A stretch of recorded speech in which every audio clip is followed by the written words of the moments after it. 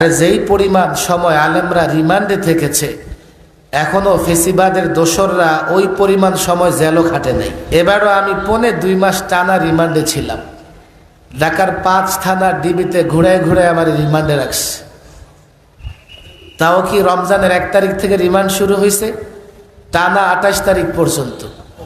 29 তারিখ আর ঈদের 2 দিন বিরতি দিয়া আবার ঈদের পরে আবার রিমান্ডে নিয়ে গেছে। অনেক টর্চার করছে তারা আলেমদের উপরে। এই টর্চারে অনেক আলেম এখনো অনেকটা তার দৃষ্টি বিভ্রমের মতো অবস্থা হয়ে আছে। আলহামদুলিল্লাহ অনেক ভালো আছি, আল্লাহ ভালো রেখেছে।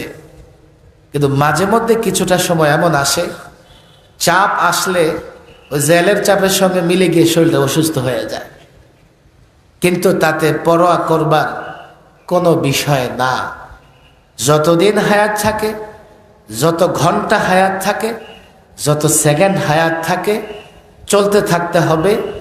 দ্বীনের মিশন নিয়ে অগ্রসর হতেই হবে, দ্বীনের মিশন নিয়ে সামনে চলতে থাকতে হবে।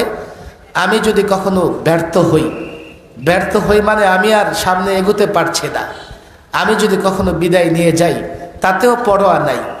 আমরা মনে করি না যে আমি এই মিশনের সব, আমি কান্ডারি, এই জান্ডা আমার হাতেই থাকবে, বাস আমি এটাকে সর্বোচ্চ জায়গায় নিয়ে যাব। না, আমি ইসলাম প্রতিষ্ঠার মিশনের একটা অংশ, আমি একটা ক্ষুদ্র মানুষ, আমি হয়তোবা একজন জান্ডাবাহী। আমি মেহনত করতে থাকবো, মেহনত চলতে থাকবে।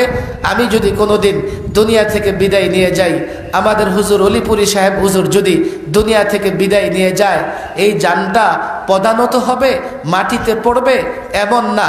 এই মাহফিলগুলো কেন করতেছি? ওয়াজ শোনানোর জন্যে। এই মাহফিলে কষ্ট করে কেন আসতেছি? ওয়াজ শুনে বাড়িতে গিয়া কম্বল মুড়ি দিয়ে ঘুমাবেন এই জন্যে না।